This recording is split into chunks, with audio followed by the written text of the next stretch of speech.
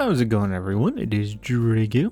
We're back with another chapter of Fairy Tale 100 Year Quest, chapter 161, Flaming Reunion. And the cover page for this chapter has Messed, Wendy, and Carla on it. There's honestly not too much going on. It could be snowing. I'm not sure if those are just random polka dots or not, but there really isn't too much going on here. Kind of love that Mest seems so honestly full of himself on this cover. Wendy seems kind of surprised, and Carla is just skeptical of this whole situation.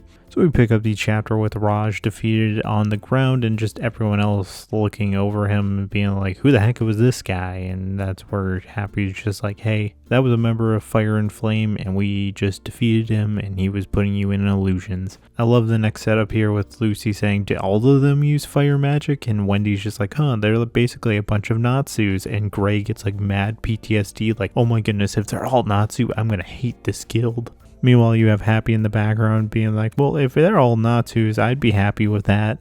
And we're getting a tad bit of foreshadowing with Lucy kind of getting upset because, an easy counter to the fire would be water, and she thinks, if only I still had Aquarius.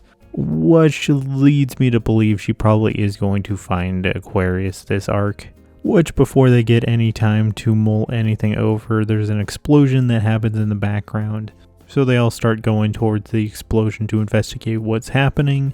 And with that, we cut over to Erza fighting Wed. And she's still fighting in her Flame Empress armor, but she decides to equip into her Armadura Fairy armor. I think it's super interesting to note that she's enchanting her sword with Heavenly Body Magic, because it kind of proves that she can use it just regularly outside of the requip she had in Dragon Cry, to where she did Heavenly Body Magic there. So honestly, to me, it still proves that Jalal probably taught her how to use Heavenly Body Magic in some way. So she does a Heavenly Body Magic enchant Fairy Sword Shooting Star, which has quite a bit of force behind it, which it pretty much goes nowhere because when she gets to Wed, it just completely dissipates and he doesn't really move at all. Which Wed follows it up with a Killer Flame High King Sword, which completely devastates the area around them, just completely destroying the town that they're in, and it severely messes up Erza's armor. Even Erza herself comments, you destroyed my strongest armor, and this is where Wed replies, no, that isn't your strongest armor, with Wed replying, you're strongest when you're bare. And Erza replies, yeah, I know. And I love that it brings a flashback to, her fighting Azuma, thinking like, what armors can she use to win? And she thinks about the seduction armor once again. So that's like the second time it got brought up. So kind of cool that we get the seduction armor brought back. But no, he's actually referring to the Hakagami, or the Clear Heart clothing. And Erza's like, okay, you're not a normal opponent. Like, you've looked into me quite a bit. Like, how do you know all this stuff about me? And Wed literally starts to recount, previous battles that Erza's had and how he knows about her armors and which ones are the strongest. Which has Wed getting ready to get in the battle again, with him saying that, my sword will cry if I don't cut you down. And as they're preparing to go into battle, there's like a little fire dragon thing that's interrupting their battle, which it quite literally crashes in between the two before they're about to strike each other, with Wed seemingly already knowing who's interrupting their battle, with him saying misfortune, and Erza's like, misfortune? What are you talking about? And sure enough, a fire, honestly looking like an Exceed, comes out of the ground, and his name is Misfortune, and he has a message for Wed, saying that he's got to come home, and it's starting sooner than they thought. Even Erza herself thinks it's a cat because she calls it a Fire Happy, and Wed's kind of pissed off, like, gosh dang it, I don't really want to go back because this is my perfect chance to defeat Erza, and she's right here in front of me. I should do it now, but gosh dang it, Ignia, why the flip did you have to call me back? Which is where we cut back over to the Fire God's castle, and we pick up with Ignia himself, and they're dumping off Natsu right at Ignia's doorstep.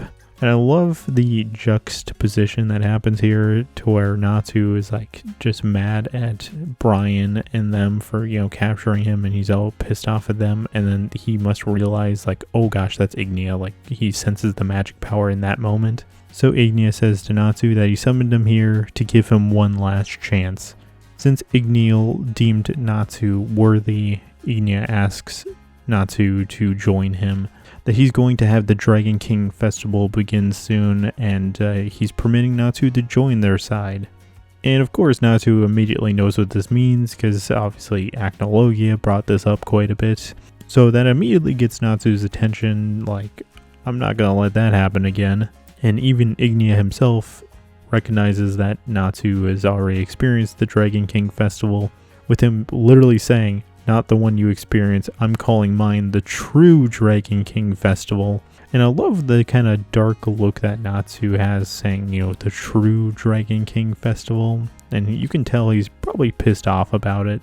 And Ignia is pretty full of himself, like, come join me, Natsu, we'll destroy the humans together. And Natsu is not having it. He just straight up punches Ignia straight in the face. And Natsu was really not feeling it, because he let off so much fire in Ignia's face. Doesn't really do much of anything. You get reaction shots of everyone in fire and flames, and the smoke clearing from Ignia's face. There's like no damage whatsoever. With the final lines of the chapter being, I see you're one of the humans we will be destroying. And with that is the end of our chapter, so my thoughts. For Erza fighting Wed, I think this is an interesting opponent that he already has kind of done his homework on Erza, and he knows her armors and abilities already. I think this is making Wed more interesting in his fight against Erza. I love that we're getting some armors returning, obviously the Seduction armor, the Amadura Fairy armor. Also the fact that he's trying to bait Erza into using specific armors is kind of interesting. I don't see things going very well for Natsu, because Ignia is going to be a pain in the butt to deal with, let alone the rest of Fire and Flames. So I don't entirely see Natsu winning this fight here, but who knows? It's Natsu. He could do literally everything. He's just going to solo one-shot everyone in that room. Kind of interesting as to what Ignia's plan is for the Dragon King Festival, because, I mean, the Dragon King Festival was basically just a slaughter to begin with, so him calling it the true Dragon King's Festival, you know, like, what is he going to do to make it different?